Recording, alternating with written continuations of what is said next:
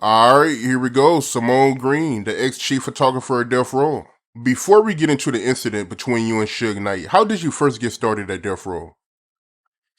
Well, I've been a photographer for 40 something years, and I was at an event one day with Suge's wife, Sharitha Knight, and Suge came into the room and asked me who was I, which I had known Suge from when he was at Solar Records as a security guard, a bodyguard, and but he hadn't seen me in a long time. So he gave me his card and told me to call him on Monday morning and make sure it was after 2 o'clock. So when I called him, I didn't get no answer. Then he called me back. He said, meet me at the office. Here's the address. When I walked in, he gave me a job. And that was that. So a few weeks ago, you got in contact with me because you seen an interview on my platform that you had an issue with. And the interview that you had an issue with was an interview that I did with Lachelle where she was talking about the incident between Suge Knight and you. So with that being said, what happened between you and Suge Knight? Give me the backstory from beginning to end. Okay, so I had an artist that came in from Buffalo. And we had went to the office so he could meet Suge. He was very good. So I didn't have no worries about nobody getting a beat down because he couldn't rap. But he made us sit there all day. And when he rolled into the office that day, he said, who is that?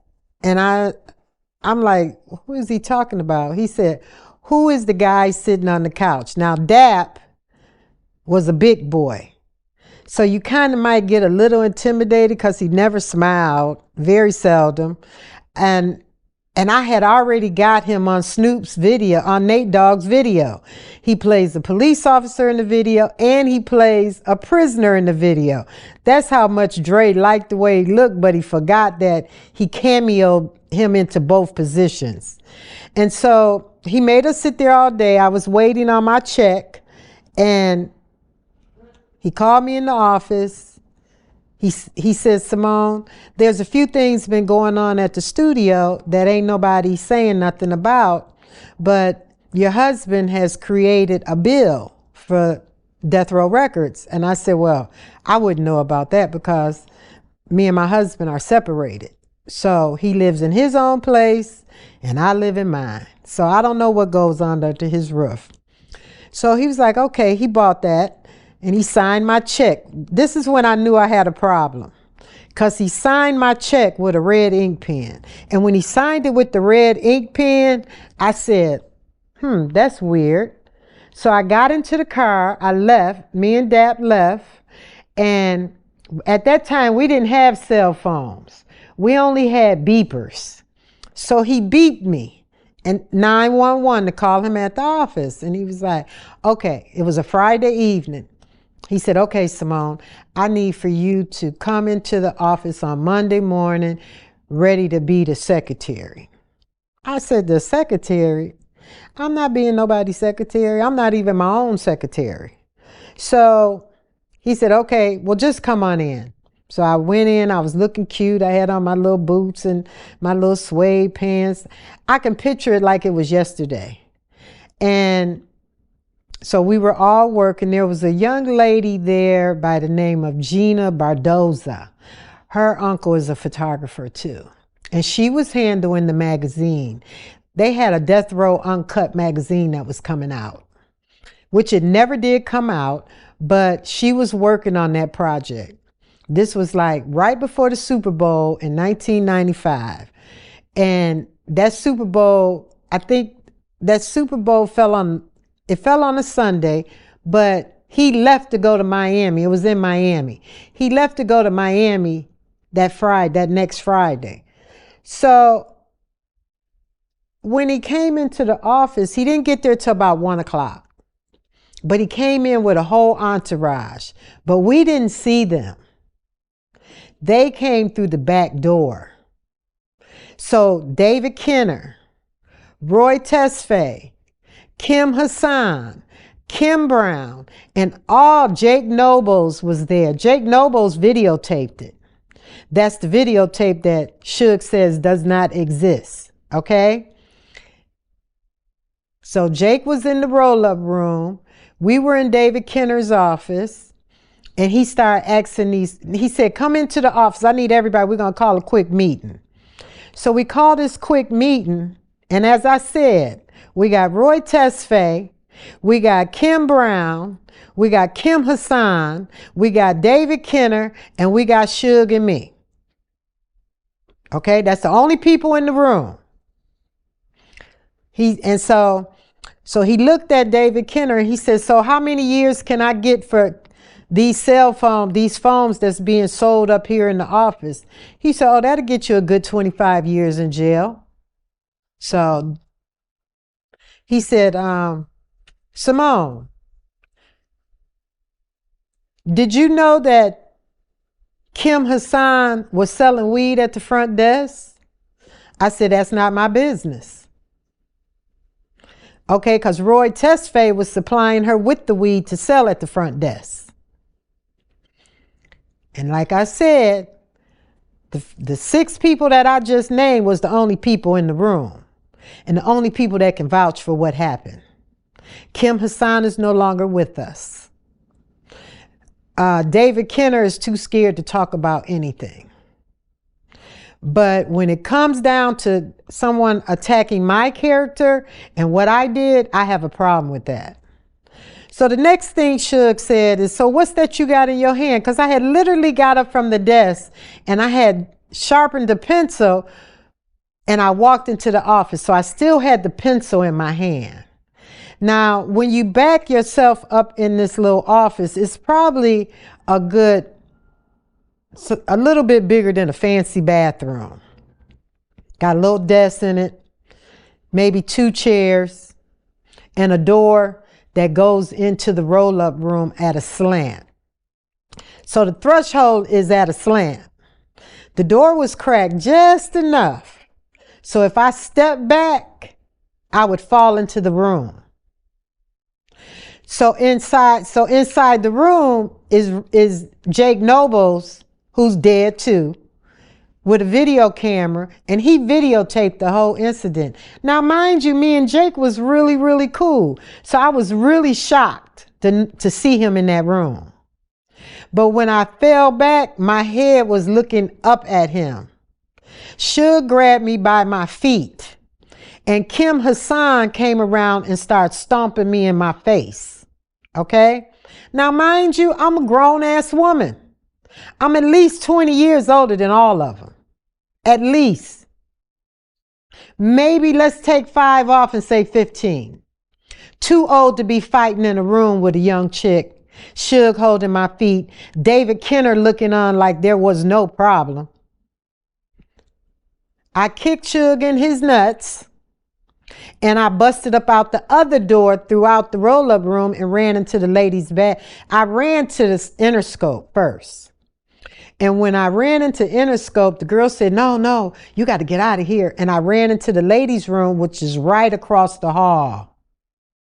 So she came directly into the bathroom. The girl did from Interscope.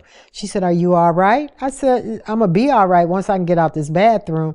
So David and Suge by then was knocking on the door of the ladies' bathroom. So the girls opened the door and he said, oh, I thought somebody else was in here. Because he was saying, come on, sis, everything going to be fine. I don't know what's wrong with these chicks. That's how he put it. The girl said, ain't nobody else in here. So she straight up lied so they wouldn't come in that bathroom to see.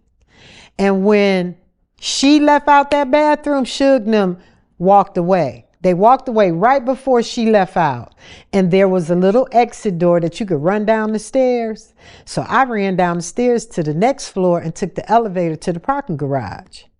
By the time I got to the parking garage, there was another guy down in the parking garage and said, look, if you don't leave up out of here, they're going to kill you. I'm like, kill me for not telling him something that he say he don't like no snitches. He don't like nobody to tell on other people. But it wasn't my place because she was selling the weed up at the front desk when I got hired. So I really didn't care. It wasn't my business. But now we're going to go to the interview that you had with Jewel and Lachelle. Lachelle and Jewel were not there. Jewel was just at my house in Atlanta maybe a year and a half, 2 years before she died. So in the interview that I saw with you, she had nothing to say. Jewel didn't say a word. But Lachelle came for me. Lachelle doesn't know me. She wants 15 minutes of fame. And she kind of needs to stay in her own lane because she's opening a can of worms that I can go after Death Row Records if she saw the video that Suge said that did not exist. Hey, look, I've already talked to a lawyer and they can subpoena her to court and the records that you have just for that. But Lachelle is straight lying. She was Jewel's personal groupie and Jewel was my friend. Relationship, that was me and Jewel. Rest in peace to my sister. But Lachelle has got to stay in her lane because she's full of shit. She's straight full of it. She wanted some airtime. She knew what was going on with Jewel. I have plenty of pictures of Lachelle. If she wanted some pictures, she should have contacted me and I would have made sure she would have got some. But now she can't do nothing but try to figure out how to keep me off her ass. On a legal tip because she has got Snoop Dogg and herself in a situation and Snoop ain't got nothing to do with it. But it's the point that she brought it to the table because I never talk about it because it ain't nothing to be proud of. But one thing about me, you don't come for me because you don't know me like that and I'm old enough to be your mama. So Lachelle, this one is for you. You need to shut your mouth and stay in your little girl position. And then there's another person that I want to bring to the table is Reggie Wright Jr. Reggie wasn't there. He wasn't employed at Death Row Records at the time. And he don't even know me. He's never met me. He's never seen me. He knows nothing about me. So with that being said, he's another one that needs to stay in his lane. Don't try to get to 15 minutes of fame with me because I really don't care about that. Now I do care about selling this book that's over my shoulder. And the book gets a little bit more into detail on the Death Row and all the other companies that I kind of came on the backside of. Like I worked at Motown Records. I worked at Capitol Records when Suge was a teenager. He must have been 20 years old. He didn't have babies. I'm like the auntie to one of his firstborn. So for him to pull this on me, I never had a problem with Suge. Suge would give me money to send his baby mama Western Union. Now, Lachelle is his relative. He ain't gave her jack to go send no money nowhere because he didn't trust her. With me, it was a different kind of thing. He knew that I was good with the talent. He knew I could find good talent. And he also knew that he could trust me. But the only way he was going to make somebody mad is if he put his hands on me. And I'm telling you, I ain't a fighter. Kim Hassan soccer punched me. When Suge asked me to give him that pencil, she hit me. It was like a 1, 2, and then I fell back on the floor. And the rest is history. And I'm telling you, it didn't last more than 20 seconds. But the look on, the way my face looked, you would thought that I was in that room for about an hour or two. And then my cousin from the Temps was so angry. When they brought me to the hospital, the police haven't showed up yet. I'm still waiting. And my nephew went and told Melvin, oh, there's been an incident at Death Row Records. and Simone is in the emergency room. Now, I had specifically told him, don't say nothing to him. I knew he was in the hospital. But since I used to work at that particular hospital, and they knew when I came through the door, they like, oh shit, her cousin is here, and here she is. So a lot of little things was going on. But Death Row Records was one of a kind. You got experiences, and then you got wake-up calls. And the wake-up calls is when you would see somebody get beat down. And I saw people get beat down way before me.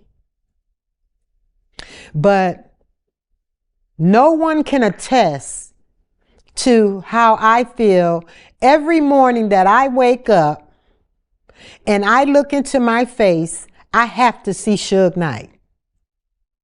Because what he did to me is nothing that can repair it. Nothing. I just have to live with it and deal with it. But on the real, and that's very real. And anybody else, they would have locked them up. They called it a workman's comp. They called me getting beat at the job a workman's comp. Because of the state of California. And that's where David Kenner came with his bull crap. The lawyer was so scared, and she was pregnant at the time. She dropped my case. She said, look, you take this little bit of money, and if I told you how much money they gave me, it was an insult. It was an insult. And that's all. No money came from Death Row Records.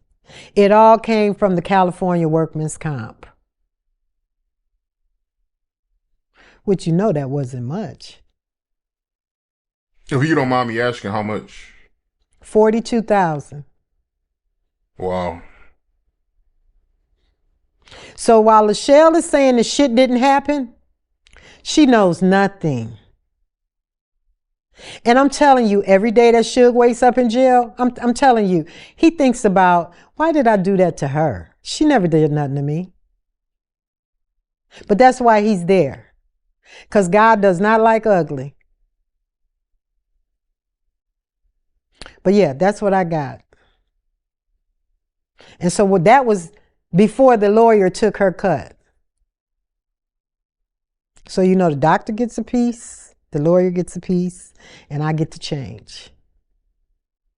Every lawyer that I hired, when they found out it was with Death Row Records, they backed out. I had a guy named Emil Brown. He was so scared of Suge, it didn't make sense. I don't even know if he's still an attorney. But he was scared of Suge Knight. But I refused to let Suge Knight run my world. So I went to their psychiatrist, and he told me, you got to tell the story. You got to tell this story to anybody that will listen. And that's how I came up with the book. And the book was so I could tell my story and people would hear it. And that's my story. And I'm sticking to it. And I seen the picture online too. Very disturbing picture, man. Yeah. And believe me, I still have headaches. But after Lachelle did what she did, I've been reaching out to a couple of attorneys in Los Angeles to see who want to take it. Because, you know, they can come back. And now that Snoop and picked up Death Row Records, the best thing they could do is Lachelle needs to be quiet. Because that's not gaining her no points with Snoop. It's not. And I tell you, they talk between me and him. I think they dogged me and him more than they dogged anybody else. If you go back and look at the interview, because Jewel had a lot to say.